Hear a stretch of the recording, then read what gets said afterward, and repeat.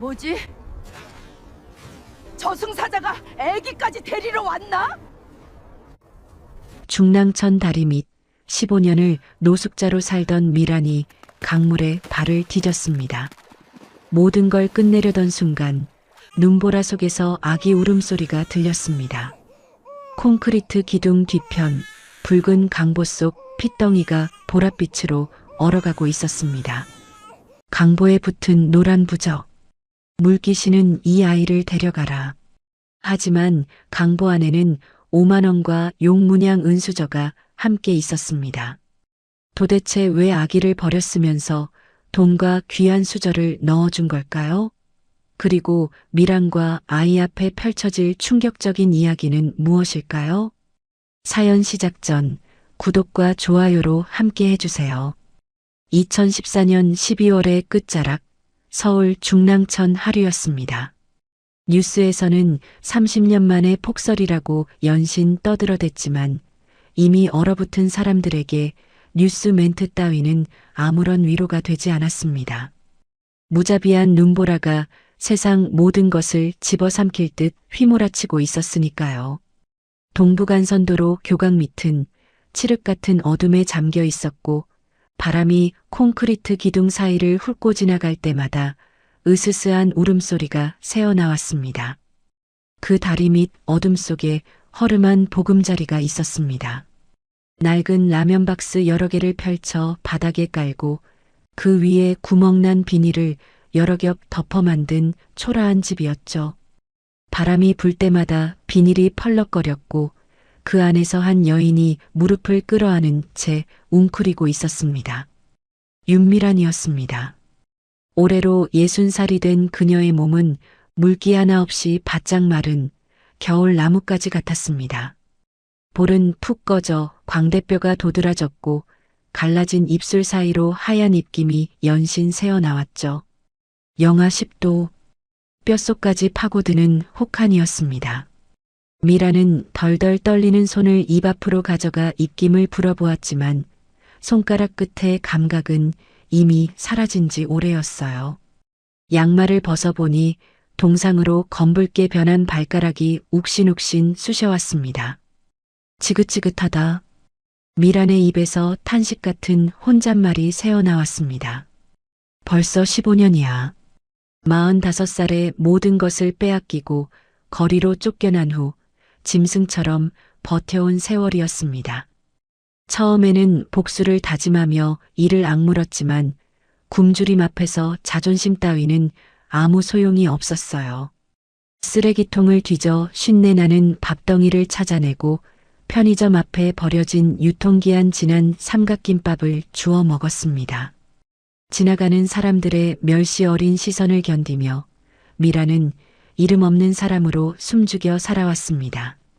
사람들은 그녀를 그저 윤씨 할머니라고 불렀고 아무도 그녀의 진짜 이름을 궁금해하지 않았죠. 문득 15년 전 그날의 기억이 환영처럼 떠올랐습니다. 홍영애. 그 이름만 떠올려도 가슴 한구석이 시큼하게 저려왔어요. 미란이 10년 동안 개발한 레시피 노트를 가로채고 동업으로 함께 일군 국밥 진명이까지 빼앗아간 그녀. 마지막으로 가게 문 앞에서 마주쳤을 때 영애는 뱀처럼 차가운 눈으로 비웃으며 말했었습니다. 넌 경영을 몰라. 이게 다 널 위한 거야. 그 얼굴이, 그 목소리가 아직도 귓가에 생생했습니다. 복수를 꿈꾸며 밤마다 이를 갈았지만 15년이라는 세월은 분노마저 앗아가 버렸어요. 이제 남은 것은 뼛속까지 파고드는 추위와 지독한 고독뿐이었습니다. 미라는 습관처럼 주머니를 뒤적거려 보았습니다. 동전 한 입 잡히지 않고 손가락 사이로 헐렁한 솔기만 만져졌습니다.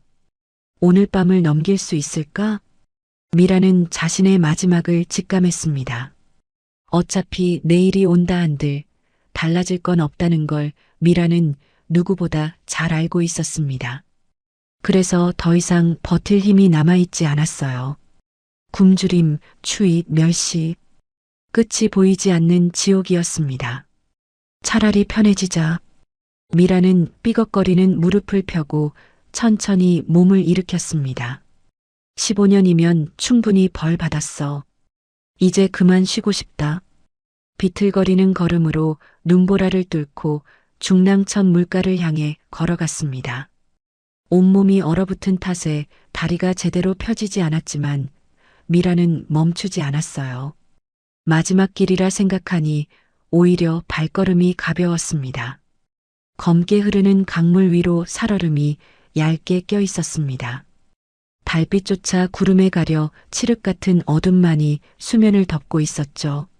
미라는 신발을 신은 채로 차가운 물속으로 발을 내디뎠습니다.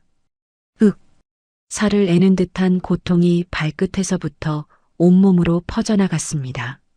하지만 멈추지 않았어요. 한 걸음 또 한 걸음. 물이 종아리를 적시고 이윽고 무릎까지 차올랐습니다. 미라는 눈을 감았습니다.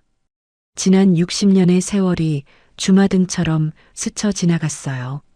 가난했지만 행복했던 어린 시절, 땀 흘려 일군 국밥집, 그리고 하룻밤 사이에 모든 것을 잃어버린 그날. 이제 한 걸음만 더 가면 깊은 곳이었습니다. 거기서 모든 것이 끝날 터였죠. 그 순간이었습니다. 휘몰아치는 바람 소리 사이로 아주 미세하지만 날카로운 소리가 미란의 귀를 스쳤습니다. 응애. 미란이 감았던 눈을 번쩍 떴습니다. 심장이 덜컥 내려앉았어요. 뭐지? 저승사자가 아기를 데리고 왔나? 환청이라 생각하며 고개를 저었습니다. 죽을 때가 되니 별소리가 다 들린다 싶었죠. 하지만 소리는 멈추지 않았습니다. 응애, 응애. 그것은 분명히 아기 울음소리였습니다. 죽음의 문턱에서 들려오는 살려달라는 생명의 필사적인 비명이었어요. 아기라고? 이 엄동설 안에? 미라는 홀린 듯 발걸음을 멈추고 소리가 나는 쪽으로 고개를 돌렸습니다. 물속에 잠긴 다리가 감각을 잃어가고 있었지만 그 울음소리가 미란의 발목을 붙잡았어요. 소리의 근원지는 산책로에서도 보이지 않는 곳, 거대한 콘크리트 기둥 뒤편의 사각지대였습니다. 미라는 얼어붙은 물 밖으로 비틀거리며 나왔습니다. 무릎이 풀려 땅바닥에 주저앉았지만 본능적으로 네 발로 기어서라도 그곳으로 향했어요. 가까이 갈수록 울음소리는 더욱 처절해졌습니다. 미란의 심장이 미친 듯이 뛰기 시작했어요. 무언가 잘못되었다는 본능적인 직감이 온몸을 휘감았습니다. 기둥 뒤편에 도달한 미라는 그 광경을 보고 숨을 헉 들이켰습니다. 하얀 눈 위에 붉은색 강보에 쌓인 핏덩이 아기가 놓여 있었어요. 아기의 작은 얼굴은 추위에 파랗게 질려 이미 보랏빛으로 변해가고 있었습니다. 입술은 새까맣게 굳어 있었고 가느다란 숨소리가 바람 소리에 묻혀 끊어질 듯 이어지고 있었죠. 세상에. 미라는 덜덜 떨리는 손으로 급히 아기를 안아 올렸습니다. 아기의 몸은 얼음장처럼 차가웠어요. 손끝에서 전해지는 그 싸늘한 온기에 미란의 눈에서 눈물이 왈칵 쏟아졌습니다. 미란이 아기를 품에 안자 거짓말처럼 아기가 울음을 뚝 그쳤습니다. 그리고 본능적으로 온기를 찾으려 고사리 같은 작은 손으로 미란의 냄새나는 낡은 점퍼 자락을 꽉 움켜쥐었어요.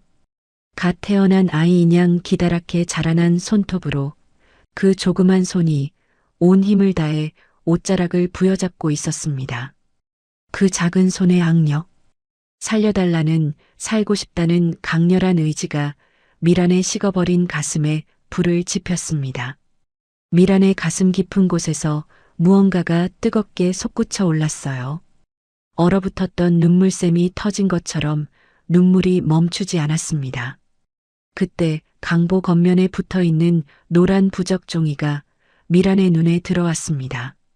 붉은 글씨로 쓰인 섬뜩한 문구가 눈보라 속에서도 선명했어요. 물귀신은 이 아이를 데려가라. 문구를 읽은 미란은 온몸의 피가 역류하는 것 같았습니다. 심장이 터질 듯 쿵쿵 뛰었고 이가 딱딱 부딪혔어요. 하지만 그것은 추위 때문이 아니었습니다. 분노 때문이었죠. 물귀신 밥이 되라고 버려 어떤 짐승만도 못한 것들이.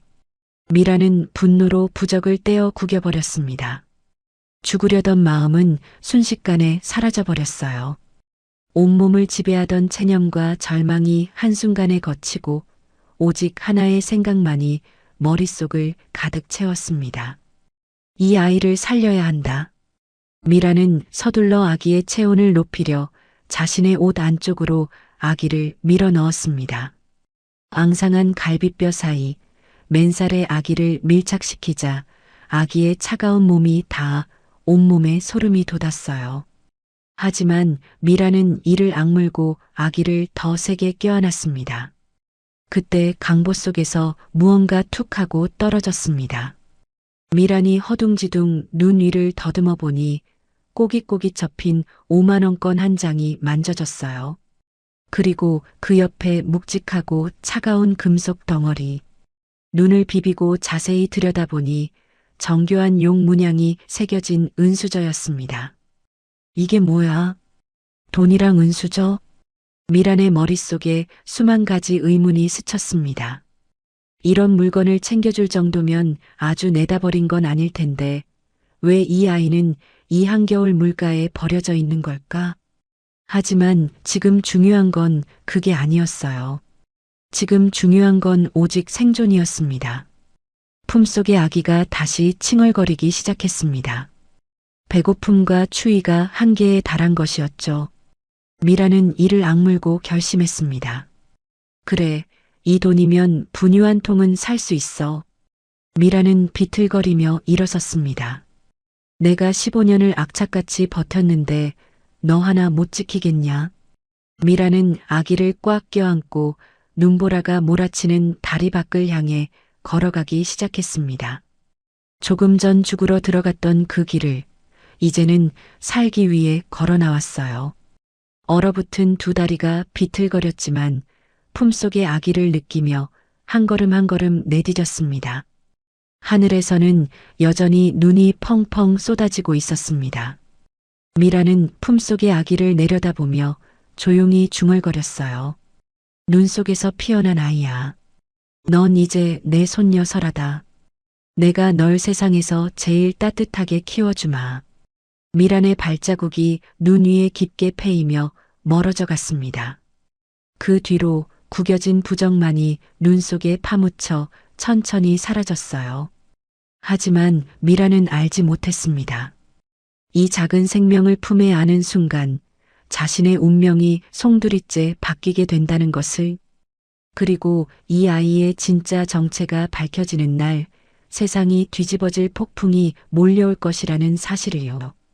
미라는 품속의 5만 원과 그동안 구걸에 모은 쌈짓돈을 합쳐 주머니에 꾹꾹 눌러 담았습니다. 비닐봉지 하나에 간단한 짐을 챙기고 아기를 가슴에 꼭 안은 채 다리 밑을 떠났어요. 15년을 살아온 곳이었지만 뒤돌아보지 않았습니다. 미란이 찾아간 곳은 산동네 꼭대기, 숨이 턱턱 막히는 가파른 계단 끝에 매달린 1.5평짜리 쪽방이었습니다. 보증금 없이 월세 10만 원. 방문을 열자마자 오래된 매주 띄우는 냄새 같은 퀴퀴한 곰팡내가 코를 찔렀습니다. 벽지에는 검은 곰팡이가 피어 있었고 창문 틈으로는 황소바람이 숭숭 들어와 촛불도 꺼트릴 기세였습니다. 미라는 차가운 방바닥을 걸레로 박박 닦으며 중얼거렸습니다. 그래도 다리 밑보단 낫다. 비바람 막아주니 여기가 대궐이지. 품속의 설아가 새근새근 잠든 얼굴을 내려다보며 미라는 갈라진 손바닥으로 방바닥의 온기를 확인하며 다짐했습니다. 며칠 뒤 미라는 설아를 호적에 올리기 위해 동사무소를 찾았습니다. 하지만 시작부터 난관에 부딪혔어요. 출생증명서 주세요. 부모님 신분증이랑요. 창구 직원이 사무적인 목소리로 말했습니다. 미라는 등 뒤에 업은 설아를 고쳐매며 식은 땀을 흘렸어요. 손바닥이 축축하게 젖어들었습니다. 주워서 키운다고 사실대로 말하면 어떻게 될까? 유괴범으로 몰리거나 아이를 고아원으로 보내야 할 것이 뻔했습니다. 미란의 심장이 쿵쾅쿵쾅 요동쳤어요. 미란은 결국 거짓말을 하기로 결심했습니다. 눈을 질끈 감았다 뜨며 눈물을 짜냈어요. 오랜 세월 멸시받으며 굽혀온 몸이 연기에는 도움이 되었습니다. 내 딸년이 밖에서 애를 낳고 도망갔어. 이 핏덩이만 버리고. 목소리를 떨며 말했지만 직원은 의심스러운 눈초리로 미란의 행색을 위아래로 훑어보았습니다. 때가 낀 점퍼, 갈라진 손톱, 푹 꺼진 볼, 영락없는 노숙자 차림이었죠. 할머니, 거짓말하시면 큰일 나요. 따님 연락처 대보세요. 직원의 차가운 말에 미라는 바닥에 털썩 주저앉았습니다. 그리고 진심을 담아 통곡했어요. 연락이라도 되면 내가 이러고 있겠어? 죽었는지 살았는지도 모르는 몹쓸 것 찾지 말고 이해 좀 살려주소. 주변 사람들이 웅성거리기 시작했습니다. 직원은 난처한 표정으로 팀장을 불렀어요. 복잡한 서류 절차와 까다로운 보증인 요구가 줄줄이 이어졌습니다. 미라는 며칠 동안 동사무소를 들락거렸습니다. 사정하고 때로는 소리를 지르며 악착같이 버텼어요. 내 호적 밑으로 넣어달라고. 내가 키울 거라고. 그 처절한 울음은 연기가 아니었습니다. 15년의 한이 섞인 진짜 통곡이었기에 동사무소 안의 모든 사람을 숙연하게 만들었습니다.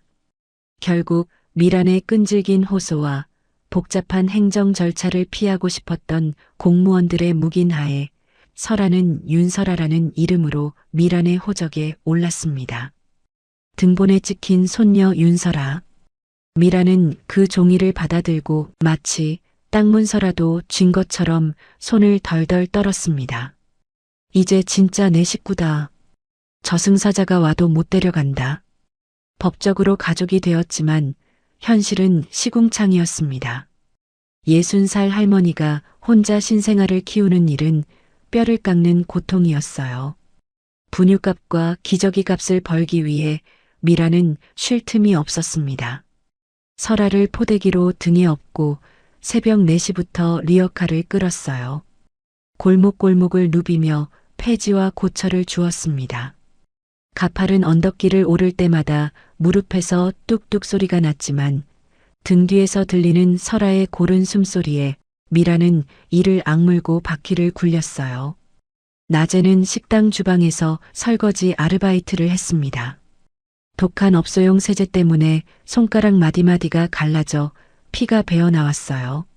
물에 닿을 때마다 쓰라린 통증이 팔뚝까지 타고 올라왔습니다. 등에 업힌 설아가 울기라도 하면 식당 주인이 버럭 소리를 질렀어요. 이모, 애 좀 어떻게 좀 해봐요. 미라는 죄인처럼 고개를 숙였습니다. 연신 사과하며 젖은 손으로 설아의 엉덩이를 토닥토닥 두드려 달랬어요. 설아가 6개월쯤이 되어 이유식을 시작할 무렵 미란에게 또다시 위기가 닥쳤습니다. 며칠간 폐지값이 폭락해 수중에 돈이 바닥난 것이었죠. 어느 날 저녁 미란은 마트 뒤편 쓰레기장에서 유통기한이 지나 버려진 분유 한 통을 발견했습니다. 겉봉지는 멀쩡했고 유통기한도 일주일밖에 지나지 않았어요. 미라는 분유통을 가슴에 품고 집으로 돌아왔습니다. 미안하다 아가. 며칠만 이거 먹자. 배고파 우는 설아에게 급히 분유를 타서 물렸습니다. 설아가 젖병을 보자마자 고사리 같은 손을 뻗어 허겁지겁 입을 댔습니다. 하지만 젖꼭지가 입술에 닿고 분유가 한 방울 입 안으로 들어가자마자 설아의 표정이 순식간에 일그러졌습니다. 의외에 설아는 고개를 세차게 흔들며 젖병을 밀어내고 먹은 것을 전부 토해냈습니다. 아가, 왜 그래? 이거 안 먹으면 굶어야 해. 미란이 당황하여 다시 물리려 하자 설아는 온몸을 비틀며 자지러지게 울었습니다. 설아는 헛구역질을 하더니 먹은 것을 다 개워냈습니다. 하얀 분유가 턱바지를 적시며 흘러내렸어요. 혹시나 싶어 미란이 가루를 찍어 먹어보았습니다. 어른 입맛에는 그저 달달했습니다. 하지만 전직 명인의 감각을 곤두세워 다시 혀끝으로 굴려보았습니다. 끝맛에 아주 미세하게 녹슨 쇠맛과 오래된 기름 쩐내가 섞여 있었습니다.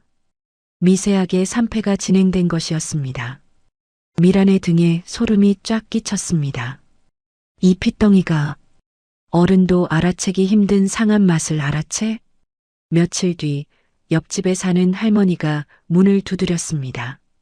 아기 이유식할 때 같이 먹이라고 삶은 호박과 나물을 조금 나눠주었어요. 미라는 연신 고맙다며 받아왔습니다. 호박을 으깨어 설아 입에 넣어주었어요. 이번에도 설아는 입을 꾹 다물었습니다. 억지로 넣어주자 퇴하고 뱉어버렸어요. 미란이 의아해하며 호박 맛을 보았습니다. 그러자 혀끝에 익숙한 인공적인 단맛이 확 퍼졌어요. 옆집 할머니가 맛을 내려고 뉴슈가를 잔뜩 넣은 것이었습니다. 설아는 그 가짜 단맛을 기가 막히게 걸러낸 것이었죠. 미라는 확신했습니다. 이 아이 혀가 보통이 아니다. 하늘이 내린 혀야. 미라는 결단했습니다. 방불을 끄고 냉골에서 잘지언정 아이 입에 들어가는 건 타협할 수 없었습니다. 쌈짓돈을 털어 시장에서 제일 좋은 유기농 쌀 한 줌을 사왔습니다. 비좁은 부엌, 도구라곤 이나간 밥그릇과 녹슨 냄비뿐. 하지만 미란의 눈빛이 변했습니다. 15년 전 대한민국 요리계를 주름잡던 명인의 눈빛이 돌아왔습니다. 내 새끼 입에는 거짓 없는 진짜만 넣는다. 쌀을 불려 정성껏 빻고 약한 불에서 나무 주걱으로 천천히 저어가며 미음을 끓였습니다. 구수한 쌀 냄새가 좁은 방을 가득 채웠어요. 냄새를 맡은 설아가 울음을 뚝 그치고 코를 벌름거렸습니다. 미란이 호흡으로 식힌 미음을 한 숟갈 떠먹였어요. 설아의 눈이 동그랗게 커졌습니다. 뱉어내지 않고 오물오물 잘도 받아먹었어요. 한 그릇을 뚝딱 비우고는 방긋 웃으며 더 달라고 보챘습니다. 그 모습을 본 미라는 가슴이 벅차올랐어요. 홍영애에게 짓밟혔던 자신의 요리가 이 아이를 살리고 웃게 만든 것입니다. 미라는 부엌 구석에 처박아 두었던 식칼을 꺼냈습니다. 숫돌 위에 칼날을 올리고 천천히 갈기 시작했어요. 삭, 삭, 삭. 날카로운 소리가 방 안에 울렸습니다. 칼날에 비친 자신의 주름진 얼굴. 거기에 생기가 돌았어요. 그래, 내가 다시 칼을 잡으마. 내 손맛으로 너를 세상에서 제일 귀하게 키워주마. 시간은 물처럼 흘러갔습니다. 어느덧 설아는 4살이 되었어요. 어느 날 미란과 함께 시장에 간 설아가 콩나물 시루를 가리키며 말했습니다. 할머니, 저건 비려. 양 냄새나. 옆에 있는 쭈글쭈글한 게 더 고소해. 확인해 보니 설아가 가리킨 것은 못생겨도 맛 좋은 토종 콩나물이었고 피한 것은 성장 촉진제를 쓴 콩나물이었습니다. 좌판 할머니들이 혀를 내둘렀습니다. 어유, 쬐깐한 게 귀신이네, 귀신이야. 돌아오는 길 미라는 설아의 작은 손을 꼭 잡고 걸었습니다. 노을이 붉게 물든 골목길, 2사람의 그림자가 길게 늘어졌어요. 설아야, 너는 나중에 커서 할미보다 더 대단한 요리사가 될 거야. 미란의 말에 설아는 까르르 웃으며 미란의 품에 안겼습니다. 이것이 2사람의 가장 행복한 시절이었습니다. 하지만 행복은 언제나 폭풍 전의 고요함일 뿐이라는 것을 그때의 미라는 알지 못했어요. 2025년 어느덧 강산도 변한다는 10년의 세월이 흘렀습니다. 서울의 가파른 달동네 언덕길, 페인트가 벗겨져 군데군데 녹이 쓴 낡은 간판에 윤시알매 식당이라는 글씨가 희미하게 남아 있었습니다. 새벽 4시, 아직 푸르스름한 어둠이 골목을 덮고 있었지만 가게 안에서는 구수한 냄새와 함께 불빛이 새어나왔습니다. 가게 안은 새벽부터 분주했습니다. 올해로 70이 된 미라는 예전보다 더 굽어진 허리를 주먹으로 두드리며 거대한 육수통 앞에 서 있었어요. 흰머리가 부쩍 늘었지만 불꽃을 조절하는 눈빛만큼은 여전히 형형했습니다. 가스불의 파란 빛이 그녀의 주름진 얼굴을 비추고 있었죠. 할머니, 잠깐만. 경쾌한 발소리와 함께 어린 목소리가 주방으로 뛰어들어왔습니다. 어느새 10살이 된 설아였어요. 아직 초등학생이었지만 앞치마를 두르는 솜씨가 예사롭지 않았습니다. 끈을 허리에 2번 감아 매듭 짓는 동작이 능숙한 요리사처럼 자연스러웠죠. 설아가 펄펄 끓고 있는 육수통 뚜껑을 열었습니다. 뿌연 김이 피어오르는 사이로 코를 가져가 킁킁 냄새를 맡았어요. 그러더니 미간을 찌푸리며 미란의 손에서 국자를 낚아챘습니다. 오늘 멸치 상태가 안 좋아.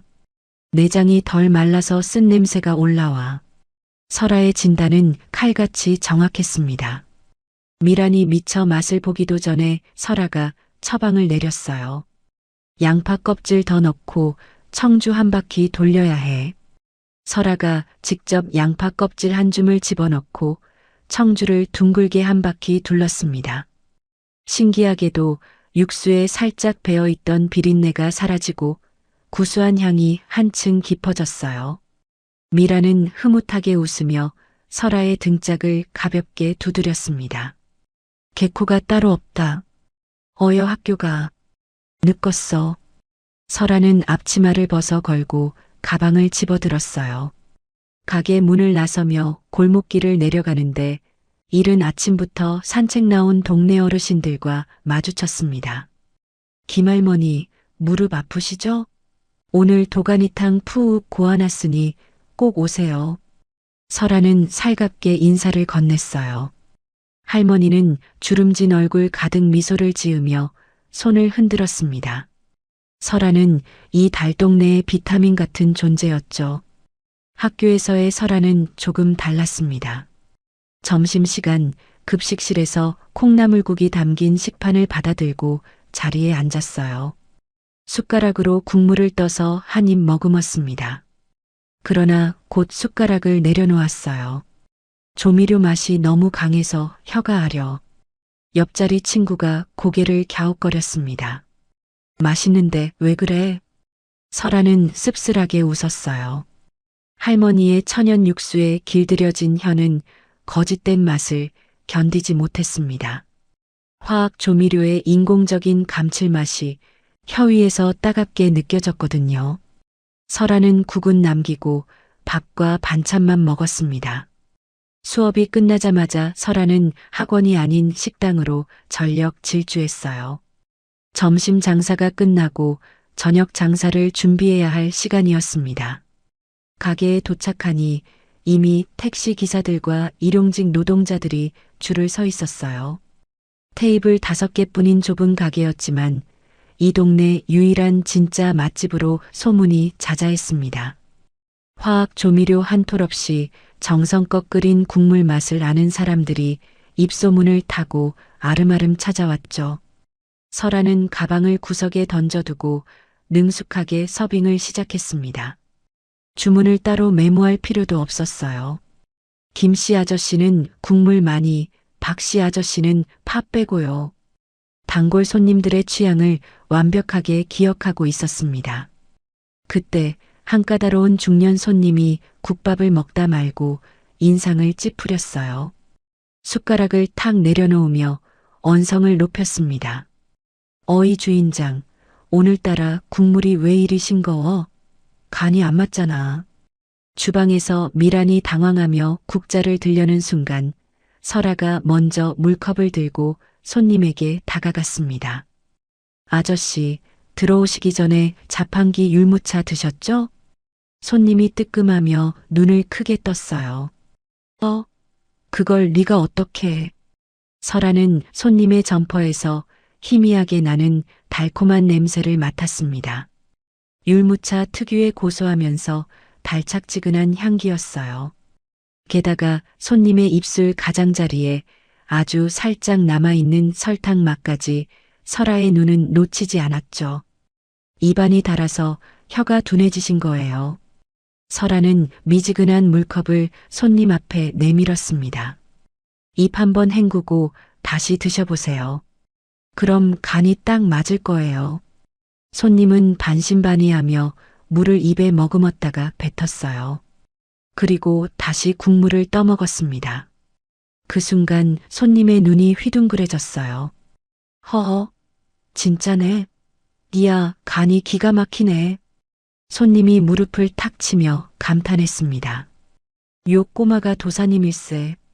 가게 안 손님들이 일제히 웃음을 터뜨렸어요. 좁은 식당 안에 활기가 넘쳤습니다. 가난하지만 따뜻한 풍경이었어요. 미라는 주방 너머로 그 모습을 바라보며 안도의 한숨을 내쉬었습니다. 10년 전 죽으려고 강물에 들어갔던 자신이 이 아이 덕분에 이렇게 웃으며 살고 있다는 사실이 새삼 감사했어요. 저녁 장사가 얼추 끝나갈 무렵이었습니다. 가게 한 구석에 놓인 낡은 브라운관 TV에서 저녁 뉴스가 흘러나왔어요. 다음 소식입니다. K푸드의 신화, 영림푸드 홍영애 회장이 세계적인 미식협회로부터 공로상을 수상했습니다. 화면에 화려한 파티복을 입은 홍영애가 나타났습니다. 번쩍이는 트로피를 들고 거만하게 웃는 얼굴이 클로즈업 되었어요. 70이라는 나이가 무색하게 화려한 보석 목걸이를 걸치고 값비싼 드레스를 차려입은 모습이었죠. 이 모든 영광은 피와 살을 깎아 만든 저만의 독창적인 레시피 덕분입니다. 팔을 다듬던 미란의 손이 딱 멈췄습니다. TV 속 영애의 뻔뻔한 거짓말에 25년 전의 기억이 파도처럼 밀려왔어요. 자신이 평생을 바쳐 개발한 레시피 노트, 그것을 훔쳐간 영애의 차가운 눈빛, 그리고 하룻밤 사이에 산산이 부서진 꿈. 홍영애, 내 피를 빨아먹고 저렇게 해. 미라는 들고 있던 파단을 바닥에 떨어뜨렸습니다. 온몸이 사시나무 떨듯 부들부들 떨렸어요. 숨이 턱턱 막혀왔습니다. 과호흡이 시작된 것이었습니다. 쨍그랑. 설거지를 하던 설아가 소리에 놀라 돌아보았습니다. 할머니가 식은땀을 줄줄 흘리며 가슴을 부여잡고 주저앉는 모습이 눈에 들어왔어요. 할머니. 설아가 고무장갑을 벗어던지고 달려갔습니다. 미란을 얼른 부축하며 등을 쓸어주었어요. 숨 쉬어 할머니. 천천히. 미라는 TV를 손가락으로 가리키며 말을 잇지 못했습니다. 저 여자가, 저것이? 눈에는 원망과 공포가 뒤섞여 있었어요. 설아는 재빨리 리모컨을 찾아 TV를 꺼버렸습니다. 영애의 웃음소리가 사라지자 가게 안에 무거운 정적이 흘렀어요. 설아는 부엌으로 달려가 따뜻한 꿀물을 타왔습니다. 미란의 거칠게 갈라진 손을 자신의 작은 두 손으로 꼭 감싸쥐었어요. 할머니, 괜찮아. 듣지도 보지도 마. 미란이 천천히 진정되자 설아가 조심스럽게 물었습니다. 할머니, 저 할머니가 옛날에 할머니 레시피 빼앗아갔다는 그 사람 맞지? 미라는 힘없이 고개를 끄덕였어요. 설아는 입술을 앙다물었습니다. 어렴풋이 알고는 있었지만 천하무적 같던 할머니를 단숨에 이렇게 무너뜨리는 존재라는 것을 직접 확인하니 분노가 가슴속에서 치밀어 올랐습니다. 설아는 미란의 품에 안기며 단호하게 말했습니다. 걱정 마. 내가 있잖아. 내가 나중에 저 사람보다 더 맛있는 거 만들어서 할머니가 최고라는 거 다 알게 해줄게. 내가 꼭 복수해줄게. 미라는 설아를 내려다보며 쓴웃음을 지었어요. 아니, 아니야. 넌 그냥 평범하게 살아라. 저런 괴물들과 엮이면 안 돼. 할미처럼 살지 마. 하지만 설아의 눈빛은 달랐습니다. TV가 꺼진 검은 화면에 비친 자신의 얼굴을 바라보며 10살 소녀는 처음으로 승부라는 단어를 가슴에 새겼어요. 밤이 깊었습니다. 가게 문을 닫는 셔터 소리가 달동네 골목에 쇠울림처럼 퍼져나갔어요. 가게 밖 전봇대에 붙은 포스터 한 장이 바람에 펄럭였습니다. 영림푸드의 대왕장 출시 임박이라는 글씨가 가로등 불빛 아래 번뜩였어요. 미란과 설아가 손을 꼭 잡고 언덕길을 올라가는 뒷모습, 가로등 불빛 아래 두 사람의 그림자가 하나처럼 길게 이어졌습니다. 그날 밤 달동네 골목은 유난히 고요했습니다. 하지만 그 고요함이 오래가지 않을 거라는 사실을 그때는 아무도 몰랐습니다. 며칠 뒤 영림푸드가 사원을 걸고 1,000억 원을 쏟아부은 최첨단 스마트 공장 대왕장의 준공식 날이 밝았습니다. 하늘에서는 화려한 폭죽이 터지고 수십 대의 드론이 오색 연기를 뿜으며 날아다녔어요. 공장 내부는 마치 반도체 공장처럼 티끌 하나 없이 깨끗했습니다. 영애는 수많은 카메라 앞에 섰어요. 화려한 붉은색 정장 차림이었습니다. 자신만만한 미소를 지으며 커다란 붉은 버튼 앞으로 다가갔어요. 과학이 만든 가장 완벽한 장맛을 보여드리겠습니다. 영애의 목소리가 마이크를 타고 공장 전체에 울려 퍼졌어요. 이제 세계의 식탁은 대왕장이 지배합니다. 영애가 버튼을 힘차게 눌렀습니다. 웅장한 기계음과 함께 거대한 스테인리스 파이프에서 검붉은 간장 원액이 콸콸 쏟아져 나왔어요. 취재진의 카메라 플래시가 쉴 새 없이 터졌습니다. 영애는 우아한 손짓으로 크리스털 잔을 들어 올렸어요. 첫 생산된 간장이 잔 안에 찰랑거렸습니다. 카메라 플래시가 더욱 맹렬하게 터지는 가운데 영애가 잔을 입술에 가져갔습니다. 천천히 간장을 입에 머금었어요.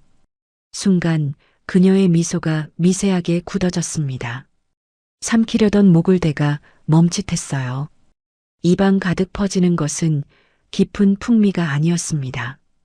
혀를 찌르는 날카로운 쇠맛과 알 수 없는 비린내가 코끝을 자극했어요. 영혼이 없는 텅 빈 짠맛뿐이었습니다. 영애는 노련한 사업가답게 표정을 관리했어요. 입꼬리를 억지로 끌어올리며 가까스로 간장을 삼켰습니다. 하지만 잔을 쥔 손이 부들부들 떨리는 것을 앞줄에 선 임원들은 똑똑히 목격했죠. 행사가 끝나고 VIP 대기실. 문이 닫히자마자 영애가 크리스털 잔을 벽에 내던졌습니다.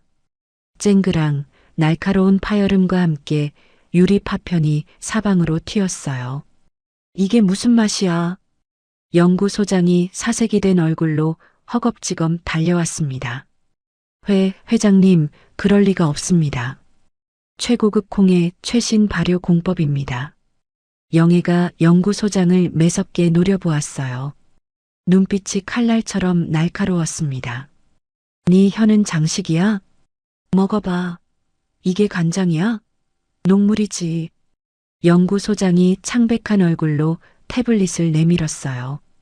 회장님, 염도, 당도, 아미노산 수치까지 모든 데이터가 완벽합니다. 기계에는 오류가 없습니다. 하지만 사람이 맛을 보면 역겨운 비린내와 혀를 찌르는 쇠맛뿐이었어요. 과학으로는 설명할 수 없는 죽은 맛. 기계가 흉내낼 수 없는 발효의 영혼이 빠진 것이었습니다. 영애가 차갑게 쏘아붙였어요. 사람 혀는 기계가 아니야. 데이터는 완벽한데 맛이 왜 이러냐고. 1,000억을 들였는데 결과가 이게 뭐야? 이미 생산된 500톤의 간장을 전량 폐기해야 할 상황이었어요. 출시 연기 소식이 나가면 주가는 곤두박질 칠 것이 뻔했습니다. 영애는 관자놀이를 움켜쥐었어요. 혼자 남은 영애는 집무실 창밖을 내려다보며 불안에 휩싸였어요. 왜 이러지? 모든 게 완벽했는데 누가 방해하는 것 같아. 과학적으로 설명되지 않는 실패 앞에서 그녀의 내면 깊은 곳에 묻어두었던 무언가가 고개를 들었습니다. 10년 전 버렸던 핏덩이 손녀. 물귀신이 데려가라고 부적을 붙여 강가에 버린 그 아이. 그 아이야. 그 아이 귀신이 붙은 게 틀림없어. 이성적인 판단을 잃은 영애는 미신적인 공포에 사로잡혔습니다. 떨리는 손으로 핸드폰을 꺼내 10년 전 그 무당에게 전화를 걸었어요. 애군을 막는 부적, 더 강한 게 필요해. 당장 써서 보내.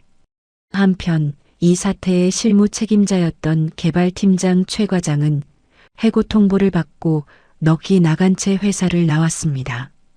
과로와 스트레스로 위경련이 심해져 밥 한 숟갈 넘기기 힘든 상태였어요.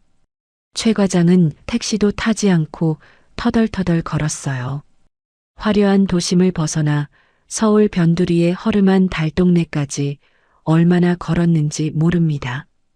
그때 어디선가 바람을 타고 구수한 냄새가 코끝을 스쳤어요.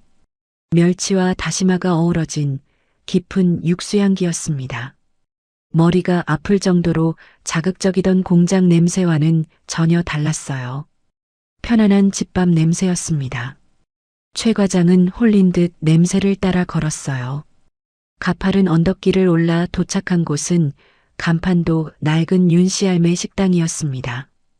페인트가 벗겨진 간판 아래 김이 모락모락 피어오르는 작은 가게였죠. 최 과장은 쓰린 속이나 달래려 문을 열고 들어갔습니다. 딸랑, 낡은 종소리가 울렸어요. 주방에는 앞치마를 두른 어린 소녀가 뚝배기를 불에 올리고 있었습니다. 미라는 시장에 가고 설아 혼자 가게를 지키는 중이었습니다. 최 과장이 빈자리에 털썩 앉으며 힘없는 목소리로 말했어요. 국밥 하나 주세요. 설아는 최 과장의 창백한 얼굴과 이마에 송골송골 맺힌 식은 땀을 보았습니다. 속이 많이 안 좋은 사람이라는 것을 한눈에 알아챘어요. 설아는 끓이던 국밥 육수에 맑은 새우젓 국물을 조금 더하고 다진 마늘도 한 꼬집 추가했습니다. 소화가 잘 되게 하려는 배려였죠. 보글보글 끓는 국밥이 최 과장 앞에 놓였습니다. 뚝배기에서 피어오르는 김이 그의 지친 얼굴을 감쌌어요.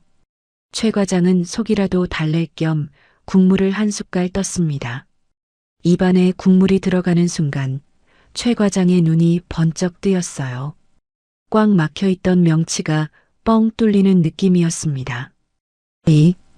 이건 조미료 맛은 전혀 없었습니다.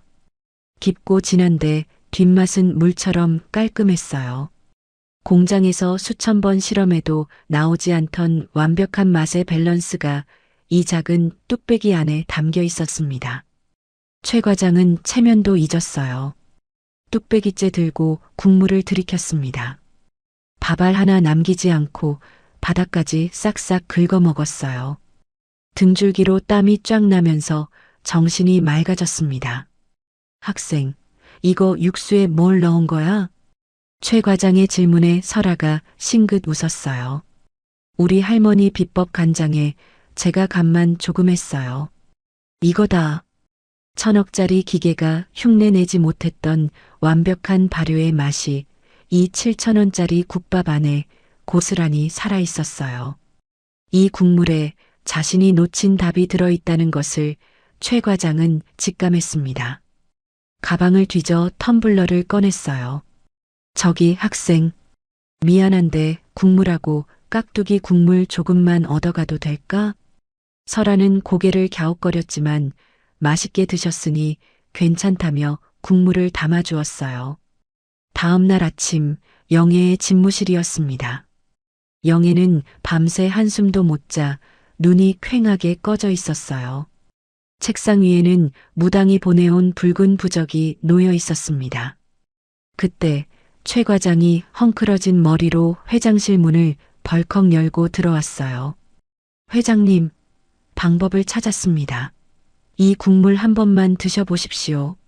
최 과장은 보온병 뚜껑을 열었습니다. 집무실에 차가운 공기를 가르고 구수한 향기가 퍼져나갔어요. 순간 영애의 코가 벌름거렸습니다. 1000억짜리 공장에서도 맡을 수 없었던 향기. 30년 전 전성기 시절의 그장 냄새였어요. 영애는 홀린 듯 손가락을 뻗었습니다. 탁자 위에 살짝 흘러넘친 국물을 손가락으로 찍어 입에 넣었어요. 순간 그녀의 동공이 지진난 듯 흔들렸습니다. 입안 가득 퍼지는 깊은 감칠맛. 혀끝에서 시작해 목구멍까지 타고 내려가는 묵직한 풍미. 30년 전 자신이 쫓아내기 전 미란이 가마솥에서 끓여내던 바로 그 전설의 맛이었습니다. 이거 어디서 났어? 영애의 목소리가 낮게 떨렸어요. 최 과장이 대답했습니다. 변두리 달동네 작은 식당입니다. 그 집 장맛이 우리가 찾던 해답 같습니다. 그녀는 도무지 영문을 알 수 없어 머릿속이 윙윙거렸습니다. 이게 대체 어떻게 된 일이지? 분명 미라는 15년 전에 빈털터리로 사라졌습니다. 죽었는지 살았는지도 모르는 상태였죠. 설마 미란이가 죽기 전에 누구한테 비법을 전수해 준 건가? 아니면 혹시 아직도 살아있는 건가? 의심과 불안이 안개처럼 피어올랐습니다. 하지만 공포는 순식간에 차가운 비즈니스적 탐욕으로 바뀌었습니다. 주인이 누구든 미란이 살아있든 죽었든 상관없었습니다. 중요한 건 저 맛이 자신의 공장을 살릴 유일한 열쇠라는 사실뿐이었습니다. 영애가 책상 위 인터폰을 거칠게 눌렀습니다. 김 실장 들어와. 인수합병 팀 준비시켜. 아주 작은 가게를 하나 삼켜야겠다. 문이 열리고 양복을 빳빳하게 차려입은 김 실장이 들어왔습니다. 그 가게에 있는 간장 항아리 무슨 수를 써서라도 뺏어와야 해.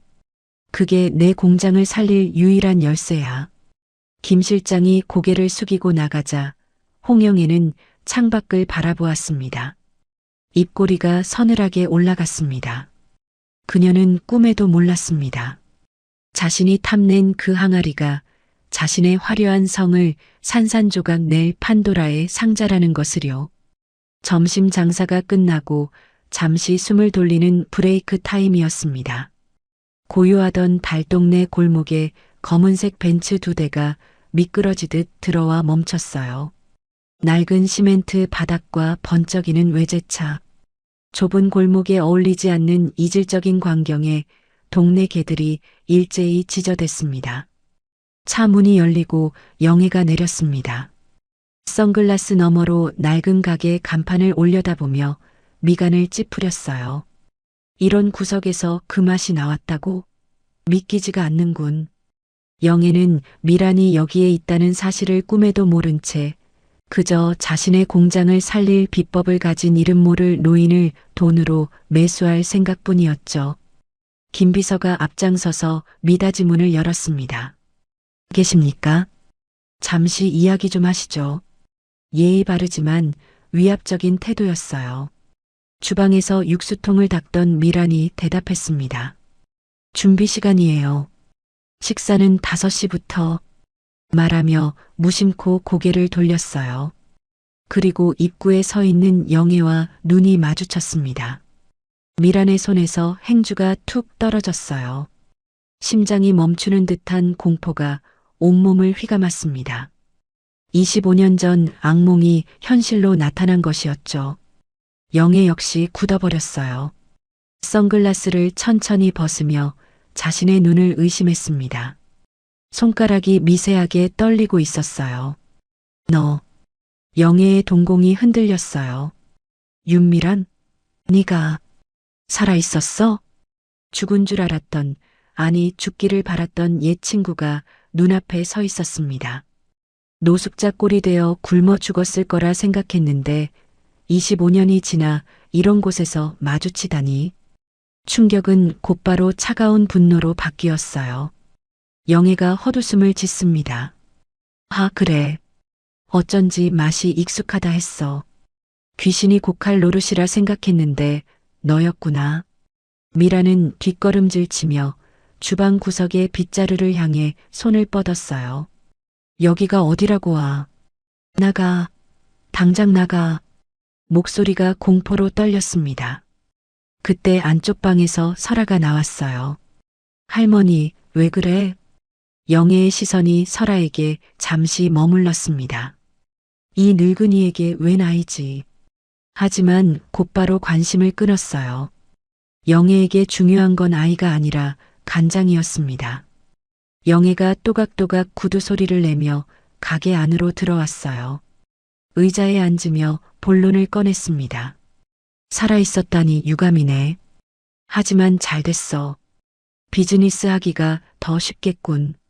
네가 훔쳐간 내 기술로 만든 시간장. 내놔. 네 노력값 쳐서 넉넉히 줄 테니. 훔친 건 자신이면서 뻔뻔하게 요구했습니다. 미란이 악을 썼어요. 누가 누구 걸 훔쳐. 내 인생 훔쳐 달아난 가짜 인생이 어디서 흥정이야. 영애의 표정이 싸늘하게 식었습니다. 여전하구나, 미란아. 상황 파악 못하고 고집 피우는 건. 김 실장, 시간 없으니 직접 찾아. 영애의 눈짓에 김 비서와 수행원들이 주방으로 움직였어요. 죄송합니다만 협조해 주십시오. 김 비서가 무미건조하게 말했습니다. 안 돼. 오지 마.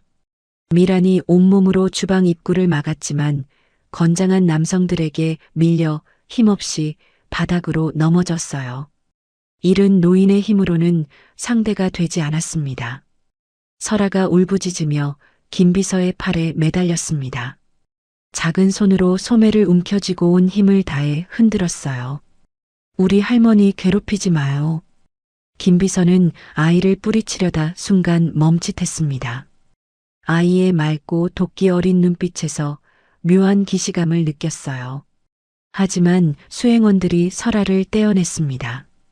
수행원들이 주방을 뒤지기 시작했어요. 그릇이 쏟아지고 집기가 부서지는 소리가 요란했습니다. 냄비가 굴러떨어지고 양념통들이 바닥에 나뒹굴었어요. 미란이 평생 모은 살림살이가 순식간에 난장판이 되었습니다. 주방 구석, 미란이 30년간 지켜온 검은 항아리가 발견되었습니다. 찾았습니다. 수행원 하나가 외치며 항아리를 들어 올렸어요. 그걸 본 미란이 비명을 지르며 수행원의 바짓가랑이를 잡고 늘어졌습니다. 안 돼. 그건 내 전부야. 차라리 날 죽여. 당황한 수행원이 미란을 떼어내려고 발버둥 치다 중심을 잃었어요. 하는 사이에 들고 있던 항아리가 미끄러졌습니다. 와장창.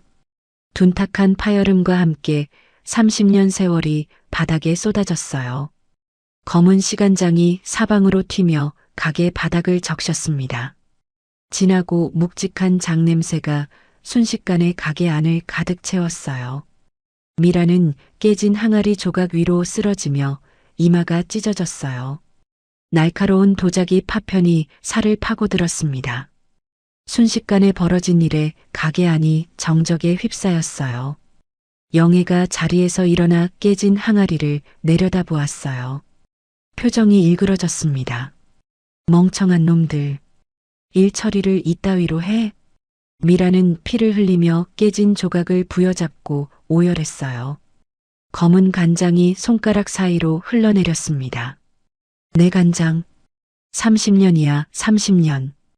영애는 미란의 부상에는 눈길도 주지 않았습니다. 바닥에 고인 거라도 스포이드로 긁어담아. 그 균만 있으면 배양할 수 있어.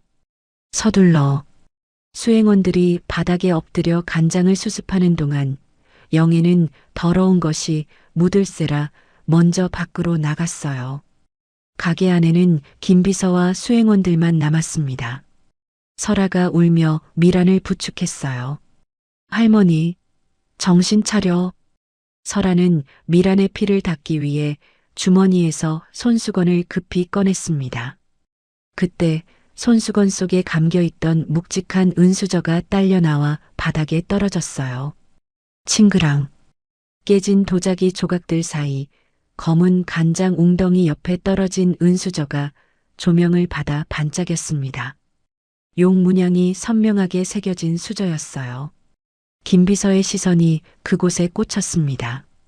순간 그의 심장이 덜컥 내려앉았어요. 숨이 턱 막혔습니다. 저건 10년 전 눈보라 치던 밤, 홍영애의 살벌한 명령을 받고 갓난아기를 강가에 버리던 그 밤, 죄책감에 떨며 몰래 강보 깊숙이 찔러 넣었던 바로 그 물건이었습니다. 용의 비늘 하나까지 선명하게 기억하는 신강호 회장의 유품이자 유일한 증표. 김비서는 자신의 눈을 의심하며 천천히 고개를 들어 설아를 보았습니다. 10살 된 여자아이, 미란이 손녀라고 부르던 아이. 이목구비를 자세히 보니 어디선가 본 듯한 눈매가 느껴졌어요. 살아있었어. 미란 씨가 이 아이를 살린 거야. 김비서의 손이 미세하게 떨렸습니다. 회장의 명령을 수행하러 왔다가 자신이 죽인 줄 알았던 핏줄을 마주한 충격이었어요. 평생 가슴속 깊이 자리 잡은 죄책감이 고개를 내밀었습니다. 설아는 수저가 떨어진 줄도 모르고 미란만 껴안고 울었어요. 할머니 죽지 마. 눈 떠 할머니. 작은 손으로 미란의 피 묻은 얼굴을 닦으며 흐느꼈습니다. 그 애절한 울음소리가 김비서의 가슴을 찔렀어요. 10년 전 자신의 손으로 죽음의 강가에 버렸던 아이가 지금 눈앞에서 울고 있었습니다. 밖에서 영애의 신경질적인 목소리가 들렸어요. 김 실장, 뭐해? 빨리 안 나오고. 김비서는 벼락 맞은 듯 정신을 차렸습니다. 지금 영애가 이 사실을 알면 이번에야말로 아이는 확실히 제거될 것이었어요. 김비서는 재빨리 몸을 숙여 은수저를 집어 설아 주머니에 넣어 주었습니다. 아무도 보지 못했어요. 김비서는 마지막으로 설아를 깊은 눈으로 바라보았습니다. 그리고 결심했어요. 이 비밀은 내가 쥐고 간다. 당분간은. 김비서가 나가고 문이 닫혔습니다. 난장판이 된 가게에는 서로를 부둥켜 안은 할머니와 손녀, 그리고 깨진 항아리의 잔해만이 남았어요. 바닥에 흥건히 고인 검은 간장이 천천히 굳어가고 있었습니다. 미란의 30년 세월은 산산이 부서졌습니다. 하지만 그 잔해 속에서 뜻밖의 불씨 하나가 피어오르고 있었어요. 영림푸드 지하 비밀 연구실이었습니다. 차가운 스테인리스 탱크들이 줄지어 서 있었고 형광등 불빛이 차갑게 내리쬐었어요. 공기조차 무겁게 가라앉아 있었습니다. 연구소장이 떨리는 목소리로 영애에게 보고했습니다. 회장님, 송구합니다. 가져온 시간장 균이 공장 탱크 안에서 전멸했습니다. 숨쉬는 온기가 아닌 밀폐된 철통 안에서는 살지 못합니다. 영애는 쓰고 있던 안경을 천천히 벗어 닦았습니다. 깊은 한숨이 지하 공간을 울렸어요. 겨우 눈에 보이지도 않는 균 따위가 집을 가리다니. 참으로 유별나구나. 다시 배양하려면 최소 1년이 걸립니다.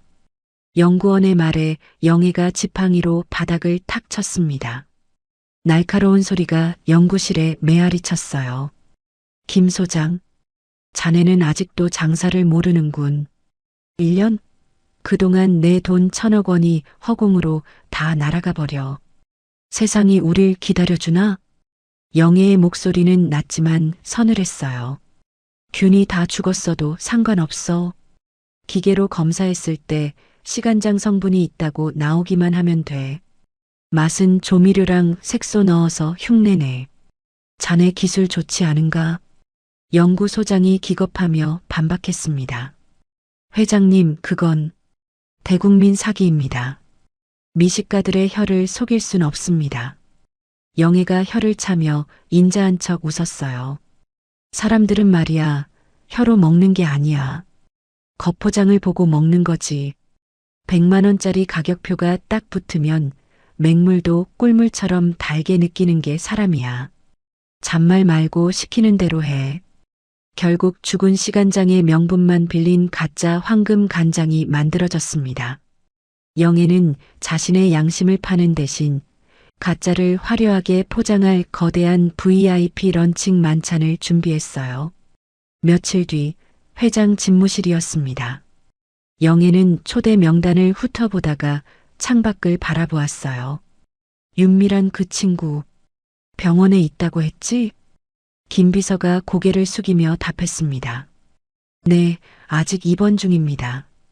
영애는 만년필을 굴리며 씁쓸하게 말했어요. 죽으러 가는 길 친구가 꽃가마는 못 태워줘도 따뜻한 밥 한 끼는 먹여보내야지. 초대장 보내게. 김 비서가 의아해하자 영애가 덧붙였습니다. 와서 똑똑히 보라고 해. 고집불통으로 산 자기 인생이랑 요령껏 산 내 인생이 천지 차이라는 걸. 친구로서 마지막 인사는 해야지 않겠나. 영애의 입꼬리가 올라갔어요. 그리고 저승길 노잣돈이나 하라고 봉투 하나 두둑이 챙겨주고 돈 받고 입 다물고 조용히 떠나라고 전해. 영애의 친절은 잔인한 모욕이었습니다. 김 비서는 금박이 박힌 최고급 초대장을 받아들었어요. 그의 가슴 한구석이 욱신거렸습니다. 며칠 전 가게에서 봤던 은수저의 잔상이 머릿속을 떠나지 않았어요. 그는 무거운 발걸음으로 병원으로 향했습니다. 10년을 미뤄온 선택의 순간이 왔습니다. 늦은 밤 미란이 입원한 병원이었습니다. 다인실 병동의 불은 꺼졌고 복도에는 소독약 냄새만 가득했어요. 설아는 보조 침대에 앉아 주머니 속에 은수저를 꺼내 만지작거리고 있었습니다. 김 비서가 그림자처럼 들어왔어요. 인기척의 설아가 경계태세를 갖추었습니다. 누구? 아, 아저씨는? 김 비서는 탁자 위에 초대장과 돈 봉투를 내려놓았어요. 그리고 설아의 손에 들린 은수저를 응시했습니다. 그 수저가 뭔지 알고 가지고 있는 거니? 설아는 수저를 등 뒤로 감추었어요. 할머니가 저 죽을 때 같이 있던 거래요. 누군가 저에게 선물로 준 거겠죠. 김 비서는 무릎을 꿇고 설아와 눈높이를 맞추었습니다. 맞다. 그건 네 친할아버지, 돌아가신 신강호 회장님이 세상에 단 하나 만든 용수저다. 설아의 눈이 동그랗게 커졌어요. 네, 회장님? 그게 무슨... 김 비서는 죄책감 가득한 눈으로 진실을 토해냈습니다. 네가 바로 영림푸드의 진짜 핏줄이다. 너희 부모님은 사고로 돌아가셨지만 너는 살아남았지. 이 수저가 바로 그 증거야. 충격적인 출생의 비밀이었어요. 설아는 말을 잇지 못했습니다. 내가 영림푸드의 손녀라고요? 그럼 저 나쁜 홍영의 회장이. 그래. 홍 회장이 네 친할머니이자 너를 버린 사람이야. 김 비서의 고백에 설아는 온몸에 소름이 돋았어요. 10년 전 눈보라 치던 밤 자신을 강가에 버린 것이 바로 친할머니였다니. 설아의 손이 부들부들 떨렸습니다. 김 비서가 돈 봉투를 가리키며 말했어요. 이 돈 받고 멀리 떠나라. 네가 살아있다는 걸 홍 회장이 알면 이번엔 정말 죽일 거다. 내가 도와줄 수 있는 건 여기까지다. 설아가 고개를 저었어요. 아저씨, 우리 할머니는 거지 아니에요. 그리고 도망 안 가요. 도망은 죄 지은 사람이 가는 거잖아요. 10살 아이의 말에 김 비서는 부끄러움에 고개를 들지 못했습니다. 눈물을 삼키며 병실을 나갔어요. 다음 날 아침 미란이 눈을 떴습니다. 탁자 위에 초대장이 눈에 들어왔어요. 홍영애의 인생 역작 황금 간장 발표회. 그 문구에 헛웃음이 나왔습니다. 결국 가짜를 진짜라고 우기는구나. 미라는 설아의 손을 잡고 힘없는 목소리로 말했어요. 설아야, 우리 그냥 시골로 갈까? 할미가 이제 지쳤다. 25년을 싸웠는데 남은 건 깨진 항아리와 병든 몸뚱이뿐이구나.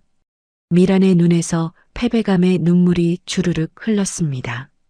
항상 씩씩하던 설아가 미란의 약한 모습에 무너졌어요. 김비서에게 들은 충격적인 진실이 머릿속을 맴돌았습니다. 자신의 피가 저 악독한 여자와 연결되어 있다는 사실이 너무나 끔찍했어요. 설아가 미란의 환자복을 적시며 오열했습니다. 난 다 필요 없어. 돈 많은 손녀도 싫고 음식 맞추는 것도 다 싫어. 내가 그런 거 몰랐으면 할머니 안 다쳤잖아. 설아의 작은 어깨가 들썩였어요. 눈물이 미란의 손등 위로 뚝뚝 떨어졌습니다. 손녀의 자책을 들은 미란의 정신이 번쩍 들었습니다. 재벌 손녀라니? 그게 무슨 소리냐? 설아는 울먹이며 김비서가 해준 이야기와 은수저의 비밀을 털어놓았어요. 미라는 경악을 금치 못했습니다. 네가 신 회장님의 손녀였어? 모든 퍼즐이 맞춰졌어요. 영애가 왜 그토록 이 아이를 경계했는지, 하늘이 왜 이 아이를 자신에게 보냈는지, 미란의 눈빛이 달라졌습니다. 미란은 아픈 몸을 일으켜 설아의 어깨를 잡았어요. 70년 세월이 담긴 단단한 눈빛이었습니다. 조금 전까지의 패배감은 온데간데 없이 사라졌어요. 울지 마라. 피한다고 해결될 운명이 아니다. 설아야, 네가 영림과 손녀라서가 아니라 저들이 훔쳐간 진짜를 되찾기 위해 가는 거다. 미란의 목소리에 힘이 실렸어요. 주름진 손이 설아의 어깨를 꽉 잡았습니다. 네 할아버지가 남긴 수저, 그리고 우리가 남긴 맛. 우리가 주인이다. 도둑놈들 잔치에 주인이 나타나면 어떻게 되겠니? 설아는 눈물을 닦았습니다. 은수저를 꺼내 꽉 쥐었어요. 맞아. 도둑은 저 여자야. 할머니, 내가 찾아올게. 할머니 이름도, 내 이름도. 설아는 병실 사물함에서 작은 주스병을 꺼냈습니다. 가게가 부서지기 직전 미란이 마지막으로 완성했던 진짜 육수를 몰래 담아둔 것이었어요. 병 안에서 검붉은 액체가 찰랑거렸습니다. 미란은 환자복 위에 낡았지만 깨끗한 코트를 걸치고 휠체어에 앉았어요. 설아는 단정하게 옷차림을 하고 휠체어 손잡이를 잡았습니다. 두 사람의 눈빛에는 더 이상 두려움이 없었어요. 영림푸드 호텔 파티장 입구였습니다. 리무진에서 내리는 화려한 사람들과 플래시 세례. 영애는 여왕처럼 서서 손님을 맡고 있었어요.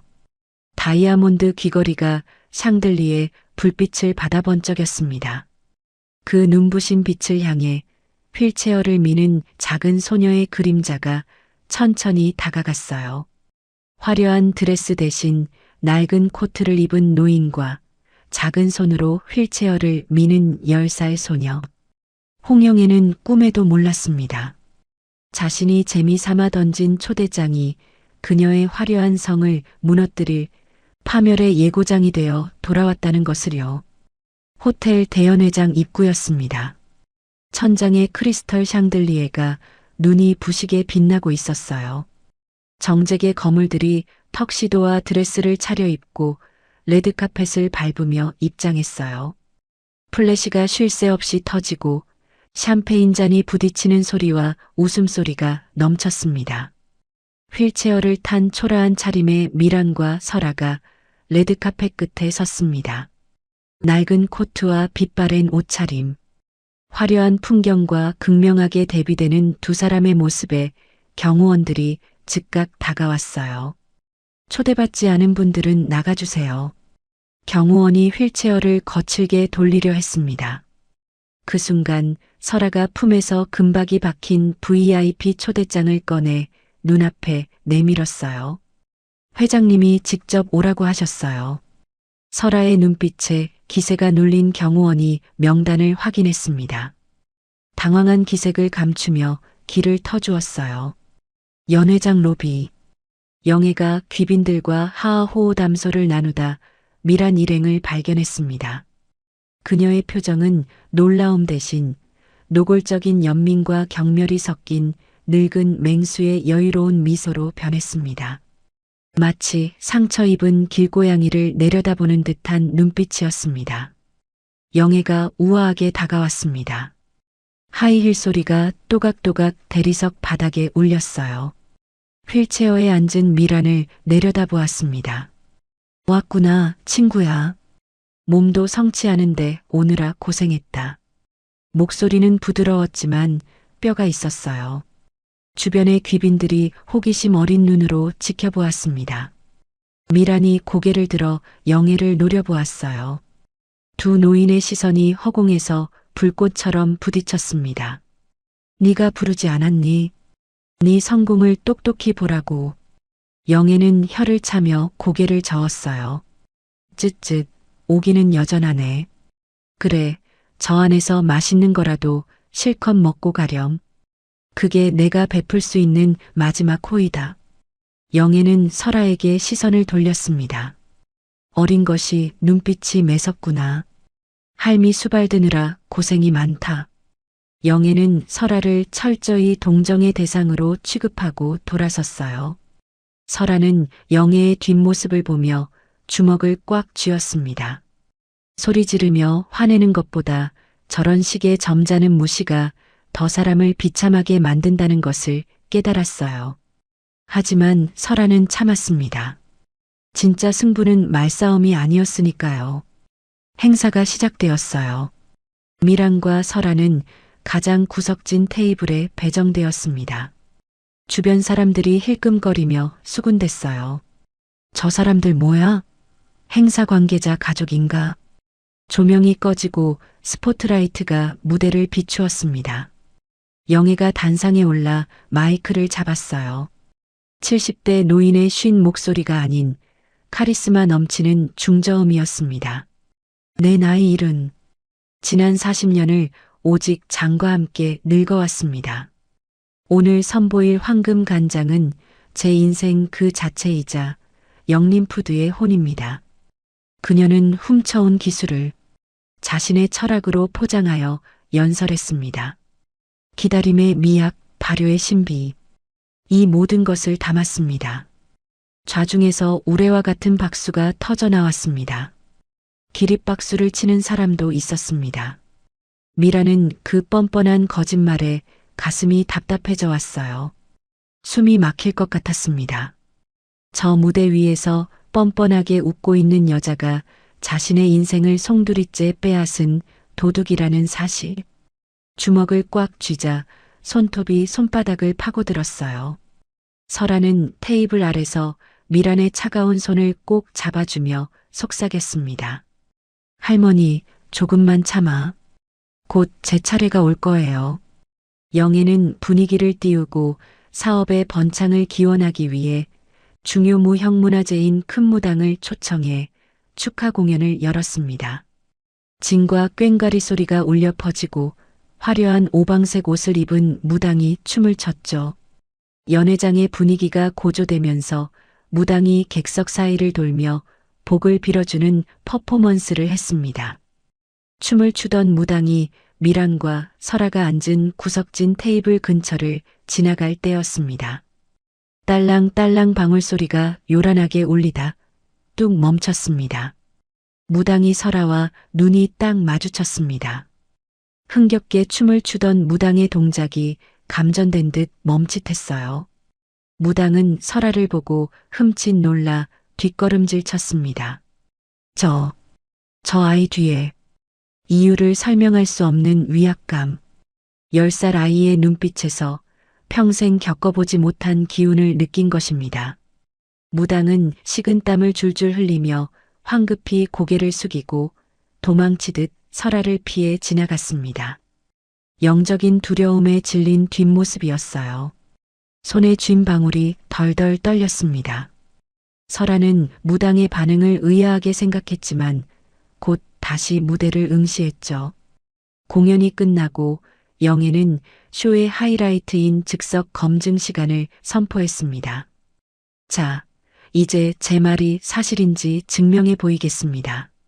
무대 중앙에 조리대가 설치되고 황금 간장 요리가 만들어졌습니다. 냄새는 그럴싸했습니다. 최고급 화학 향료를 쏟아부었기 때문이었죠.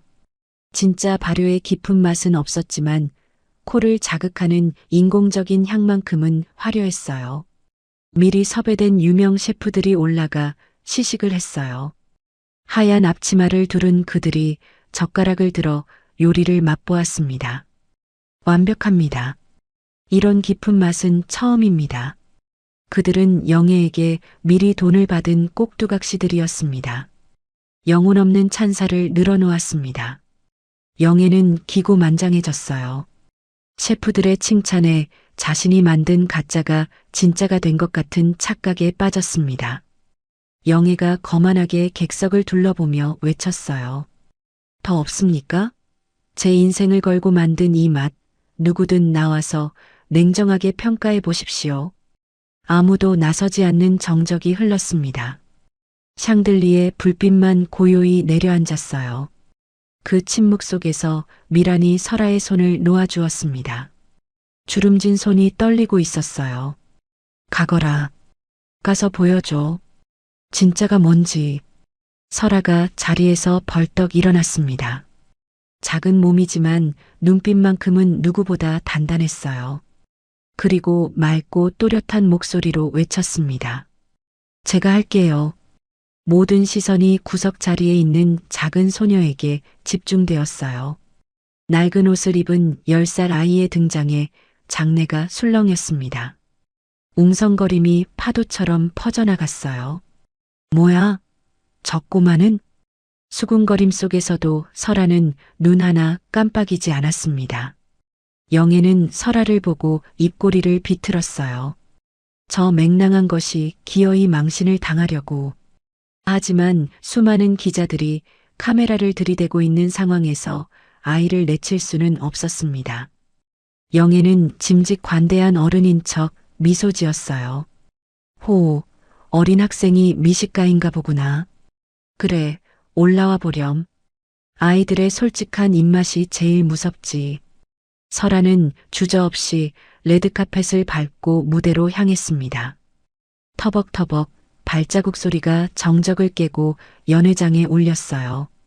수백 개의 시선이 작은 등을 쏘아보았지만 설아는 고개를 꼿꼿이 세우고 걸었습니다.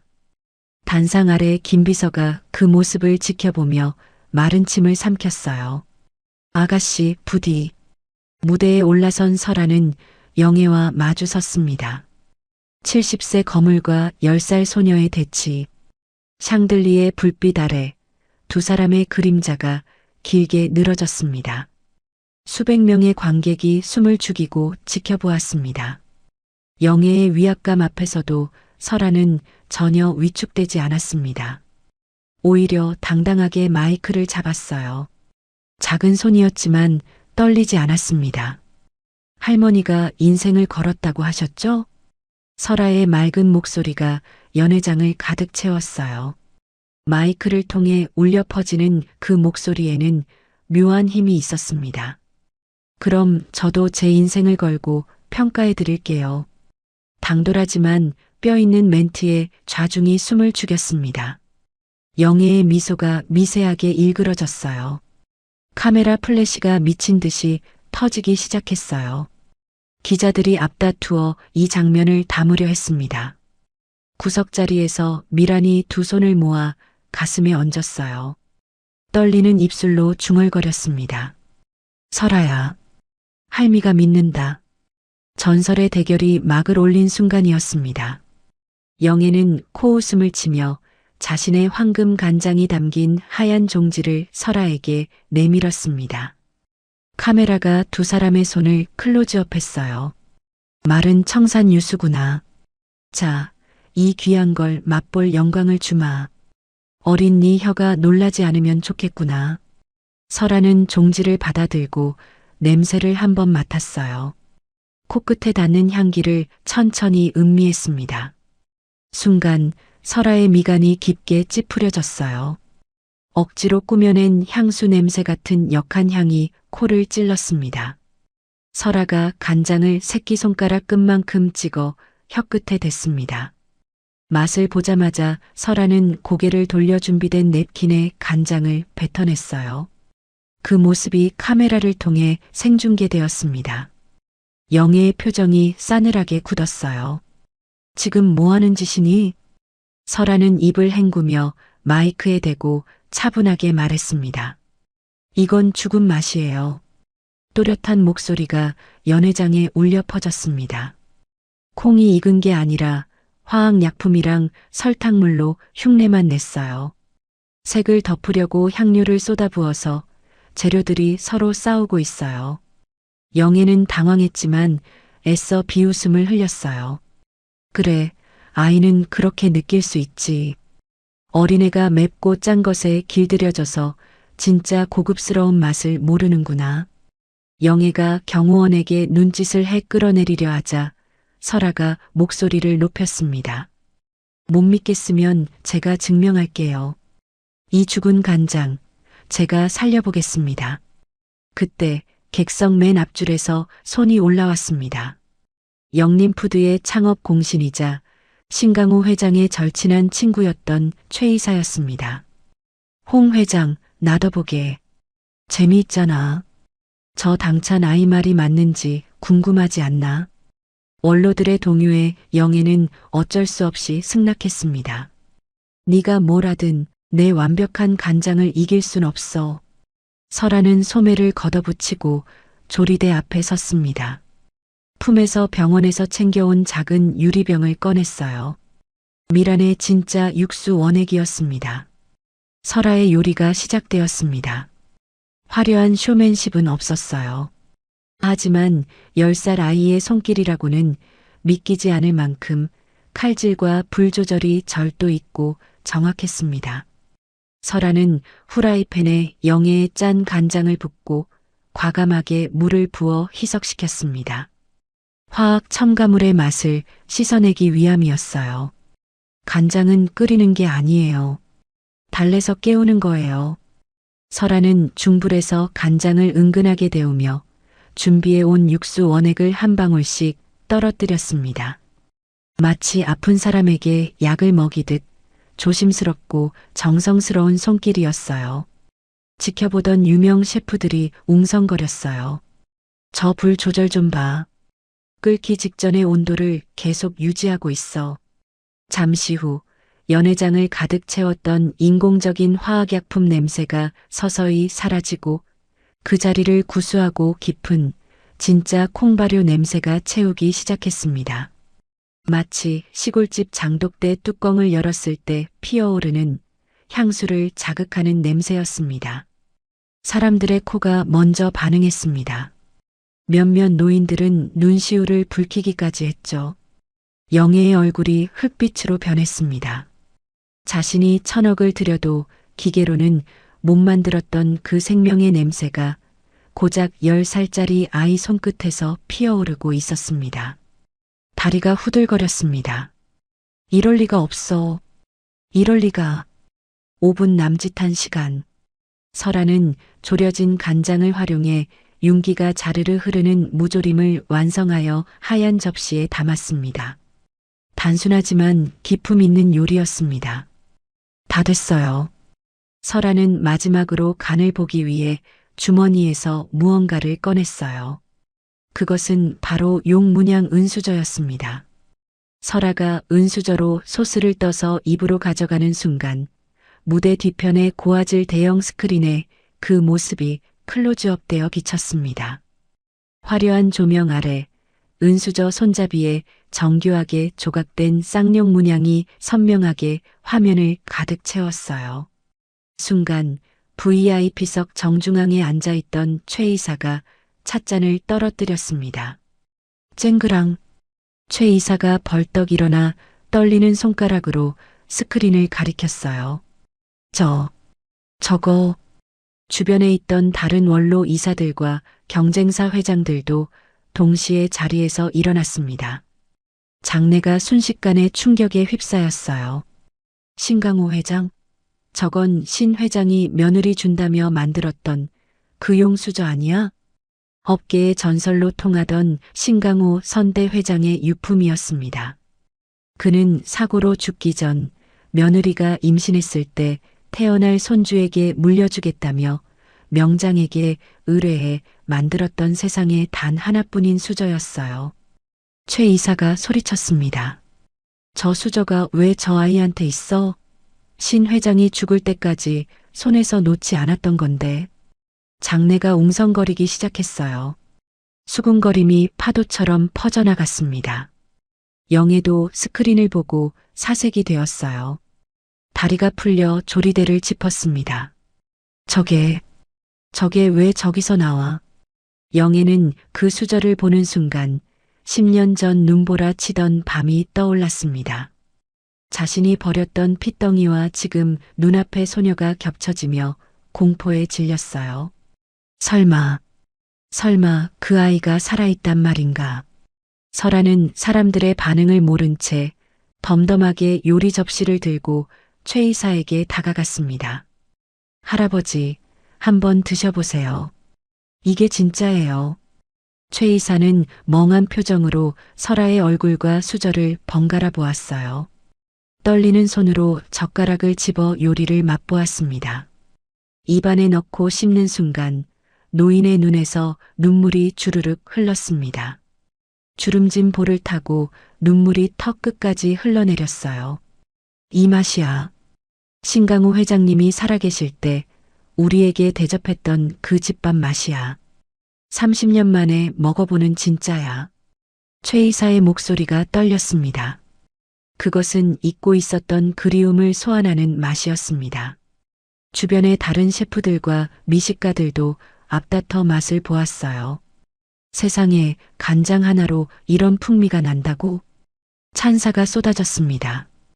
기자들이 플래시를 터뜨리며 질문을 쏟아냈어요. 학생, 그 수저 어디서 났어요?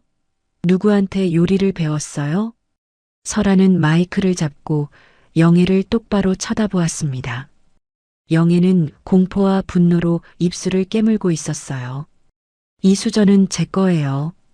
그리고 이 맛은. 설아의 목소리가 떨리지만 단단했습니다. 설아가 휠체어에 앉은 미란을 가리켰어요. 스포트라이트가 객석 구석의 초라한 미란을 비추었습니다. 저기 계신 우리 할머니, 윤미란 명장님의 맛이에요. 저 할머니가 훔쳐간 간장의 진짜 주인이요. 장내는 충격에 휩싸였어요. 윤미란? 25년 전 사라진 그 전설의 요리 명인? 그 윤미란이 살아있었단 말이야? 사람들의 기억 속에 잊혔던 이름이 화려하게 소환되었습니다. 카메라 플래시가 미란에게 쏟아졌어요. 휠체어에 앉은 초라한 노인의 눈에서 눈물이 흘러내렸습니다. 25년간의 억울함이 한꺼번에 터져 나오는 것 같았어요. 영애는 완벽하게 궁지에 몰렸어요. 맛으로도 패배했고 은수저라는 증거물 때문에 신분마저 의심받게 되었습니다. 비틀거리며 뒷걸음질 쳤어요. 그녀의 화려한 성이 10살 소녀와 낡은 은수저 하나에 의해 무너져 내리고 있었습니다. 하지만 이것은 시작에 불과했어요. 진짜 폭풍은 이제부터였습니다. 은수저의 등장으로 연회장은 순식간에 아수라장이 되었습니다.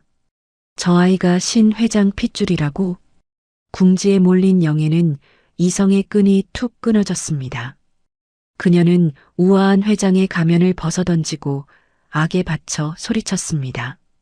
저거 훔친 거야. 저게 어디서 주워와서 사기를 쳐. 경호원, 당장 뺏어. 경호원들이 주춤하며 다가오려 하자 설아는 은수저를 더 꽉 쥐고 영애를 노려보았습니다. 그때였습니다. 구석에 웅크리고 있던 무당이 갑자기 벌떡 일어났습니다. 무당의 눈이 흰자위가 보일 정도로 뒤집혀 있었습니다. 그녀가 짐승 같은 괴성으로 영애를 향해 소리쳤습니다. 손대지 마. 그 목소리가 어찌나 크고 서늘한지 영애마저 흠칫 놀라 걸음을 멈췄습니다. 무당이 비틀거리며 그녀의 앞을 가로막았습니다. 어리석은 것. 감히 누구 몸에 손을 대려고 해. 무당의 목소리가 굵은 남자, 마치 죽은 신강호 회장의 톤으로 바뀌어 있었습니다. 영애가 기가 막혀 소리쳤습니다. 이 여편네가 미쳤나? 비켜. 무당은 영애의 팔을 억세게 붙잡고 눈을 부라렸어요. 저 아이는 살이 아니야. 집안을 일으킬 도깨비야. 신강호가 저 아이 뒤에 시퍼렇게 서 있어. 무당의 목소리가 연회장을 쩌렁쩌렁 울렸습니다. 마이크도 없이 수백 명의 귀에 꽂히는 저주 같은 외침이었어요. 네가 하늘이 내린 핏줄을 내다버려서 우리 집안이 다 망하게 생겼어. 천벌 받을 것 같으니라고. 핏줄을 버렸다는 말에 장내가 충격으로 얼어붙었습니다. 기자들이 미친 듯이 셔터를 눌러댔어요. 영애는 공포와 분노로 무당을 밀쳐버렸습니다. 당신 미쳤어? 어디서 되도 않는 소리야? 당장 끌어내. 무당이 바닥에 나뒹굴면서도 낄낄거리며 웃었어요. 늦었어. 이미 다 끝났다고. 혼란스러운 틈을 타 무대 한편에 서 있던 김비서가 결심한 듯 마이크를 잡았습니다. 잠시 주목해 주십시오. 평생 그림자처럼 살았던 비서실장의 낮고 중후한 목소리에 시선이 집중되었어요. 영애가 노려보았습니다. 김 실장, 자네 뭐 하는 거야? 김 비서는 영애를 슬픈 눈으로 한번 바라보고 객석을 향해 깊이 고개를 숙였어요. 저는 오늘 10년 묵은 죄를 고백하려 합니다. 김 비서가 떨리는 손으로 양복 안주머니에서 USB를 꺼내 방송실 스태프에게 넘겼습니다. 그의 손등에 핏줄이 붉어져 있었어요. 틀어주세요. 대형 스크린의 화면이 바뀌고 스피커에서 치직거리는 잡음과 함께 10년 전 영애의 육성이 흘러나왔습니다. 갖다 버려. 물귀신 밥이 되게 강물에 던지라고. 핏줄이고 뭐고 내가 살아야 해. 쥐도 새도 모르게 처리해. 영애의 얼굴이 백지장처럼 하얗게 질렸습니다.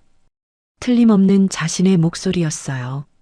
10년 전 그 눈보라 치던 밤 김비서에게 내렸던 명령이었죠. 꺼. 당장 끄라고. 김비서는 멈추지 않았어요. 맞습니다. 10년 전 회장님의 지시로 갓 태어난 손녀를 유기한 사람이 바로 접니다. 하지만 차마 죽일 수 없어 아이 강보에 신 회장님의 유품인 은수저를 넣어뒀습니다. 훗날 증표가 되길 바라면서요. 김 비서가 설아를 가리켰습니다. 저 아이가 바로 그때 버려진 영림푸드의 유일한 적통 손녀입니다. 이어서 스크린에 유전자 검사 결과가 띄워졌어요. 99.99% 일치. 김 비서가 며칠 전 몰래 확보한 영애와 설아의 머리카락으로 의뢰한 결과였습니다. 빼도 박도 못하는 증거 앞에 연 회장은 아수라장이 되었어요. 사방에서 비난의 목소리가 터져 나왔습니다. 세상에 자기 손녀를 버려? 악마가 따로 없네. 비난과 야유가 쏟아졌습니다. 원로 이사들이 격분하여 지팡이로 바닥을 쳤어요. 최 이사의 얼굴이 분노로 시뻘개졌습니다. 홍영애, 네가 사람이냐? 강호 형님 볼 낯도 없느냐? 영애는 뒷걸음질 쳤습니다. 모든 시선이 자신을 경멸하고 있었어요. 그녀는 현실을 부정하며 귀를 막았습니다. 아니야. 내가 살려고 그런 거야. 저게 태어나고지 아빠도 엄마도 다 죽었잖아. 보살님 말이 맞았어. 저건 사람 잡아먹을 귀신이야. 내가 안 버렸으면 너희들도 다 죽었어. 영애는 끝까지 미신 뒤에 숨어 자신의 죄를 합리화했어요. 설아가 마이크를 잡고 차갑게 말했습니다. 회사가 망한 건 내가 있어서가 아니라 할머니가 가짜를 만들어서예요. 스스로 망친 거죠. 전곡을 찔린 영애가 소리쳤어요. 네가 뭘 알아? 영애는 패닉 상태에 빠져 허우적거리며 뒷걸음질 쳤습니다. 눈동자가 흔들리고 숨이 거칠어졌어요. 그녀의 뒤에는 이번 행사를 위해 특별 제작한 높이 2m짜리 거대한 황금 간장독 모형이 세워져 있었습니다. 비틀거리던 영애의 하이힐 굽이 꺾였습니다. 중심을 잃은 그녀가 간장 독받침대를 강하게 들이받았어요. 쿵쿵. 거대한 모형 독이 기울어지더니 영애의 머리 위로 쓰러졌습니다. 독 안에 채워져 있던 연출용 시커먼 액체 수백 리터가 폭포수처럼 쏟아져 내렸어요. 끈적끈적한 검은 물이 영애의 온몸을 뒤덮었습니다. 비명과 함께 영애는 검은 액체에 파묻혔죠. 잠시 후 영애가 간장 범벅이 되어 일어났습니다. 수천만 원짜리 명품 드레스와 화려한 화장이 검은 오물로 뒤덮여 있었어요. 다이아몬드 귀걸이에서 시커먼 물이 뚝뚝 떨어졌습니다. 마치 시궁창에서 기어나온 쥐의 형상이었어요. 그녀가 자랑하던 황금 간장이 실은 썩은 물이었음을 온몸으로 증명하는 꼴이었습니다. 이보다 완벽한 아이러니가 어디 있을까요? 기자들이 이 결정적인 순간을 놓치지 않고 플래시를 터뜨렸어요. 가짜 명품의 최후 오물을 뒤집어 쓴 회장이라는 헤드라인이 실시간으로 전송되었습니다. 때마침 김비서의 신고를 받고 출동한 경찰들이 연회장으로 들이닥쳤어요. 홍영애 씨 살인 미수 및 아동복지법 위반 혐의로 체포합니다. 경찰이 미끄러운 영애의 손목에 수갑을 채웠습니다. 이거나 내가 누군지 알아. 영애가 발악했지만 이미 그녀의 권력은 간장물과 함께 씻겨나갔어요. 김비서도 경찰에게 다가가 순순히 두 손을 내밀었습니다. 저도 공범입니다. 달게 처벌받겠습니다. 연행되어 가는 김비서가 설아를 보며 씁쓸하지만 편안한 미소를 지었어요. 10년간 가슴속에 묻어두었던 죄책감이 드디어 내려놓아지는 순간이었습니다. 아가씨, 이제야 제 짐을 내려놓습니다. 부디 행복하세요. 설아는 그 모습을 보며 눈시울이 붉어졌습니다. 자신을 버리라는 명령을 받고도 살려준 사람. 미워해야 할지 고마워해야 할지 알 수 없었어요. 미란이 휠체어를 밀고 다가와 설아의 손을 잡았습니다. 주름진 손이 따뜻했어요. 인사는 나중에 하자. 지금은 다 끝났다는 것만 생각하자. 미란의 목소리도 떨리고 있었습니다. 25년간의 억울함이 풀리는 순간이었어요. 난장판이 된 무대 위, 오직 설아와 미란만이 꼿꼿하게 서 있었습니다. 거짓은 무너졌고 진짜 주인이 제자리를 찾았습니다.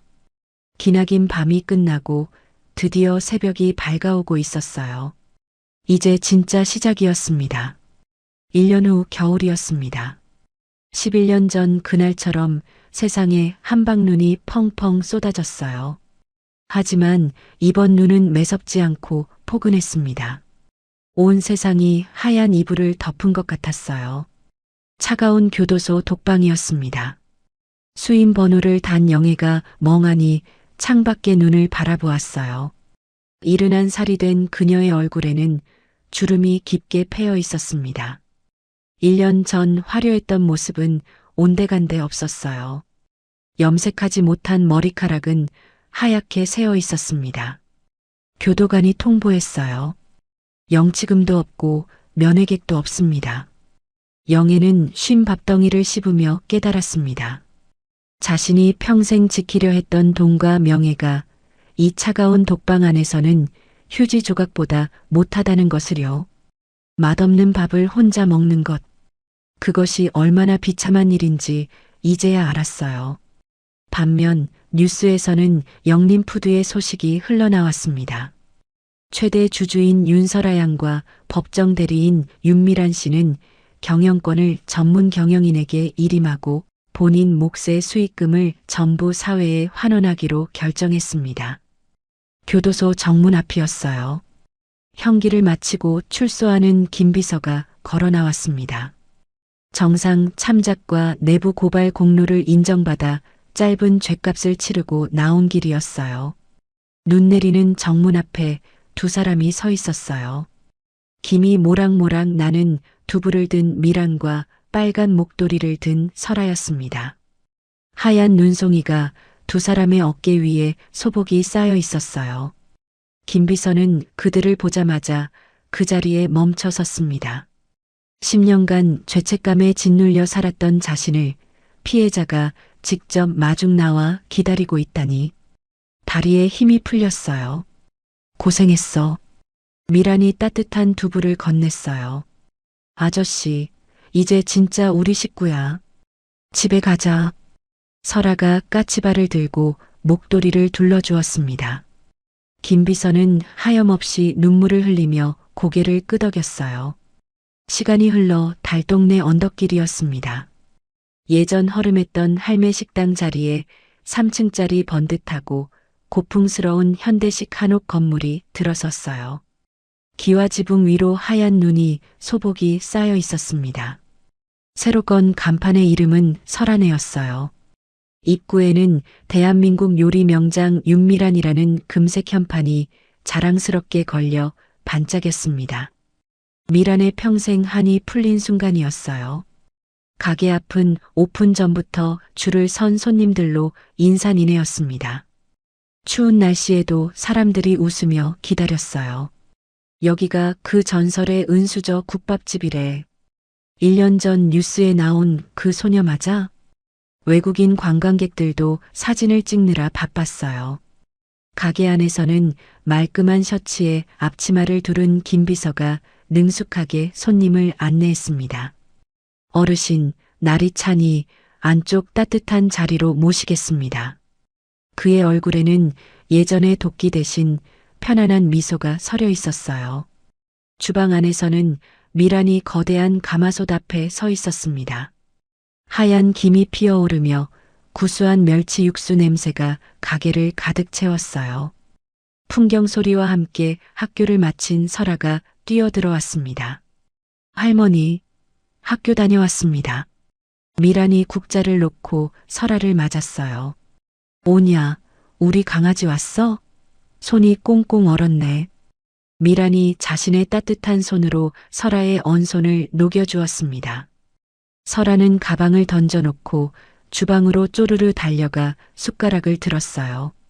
오늘 메뉴는 시래기 된장국이네. 냄새가 기가 막혀. 국물을 맛본 설아가 눈을 감고 음미하더니 배시시 웃었습니다. 할머니, 오늘 된장이 저번보다 더 잘 익었어. 멸치똥도 깨끗하게 뺐지? 쓴맛이 하나도 없고 달아. 미라는 흐뭇하게 설아의 머리를 쓰다듬었어요. 귀신이다, 귀신. 내 혀는 못 속이겠다.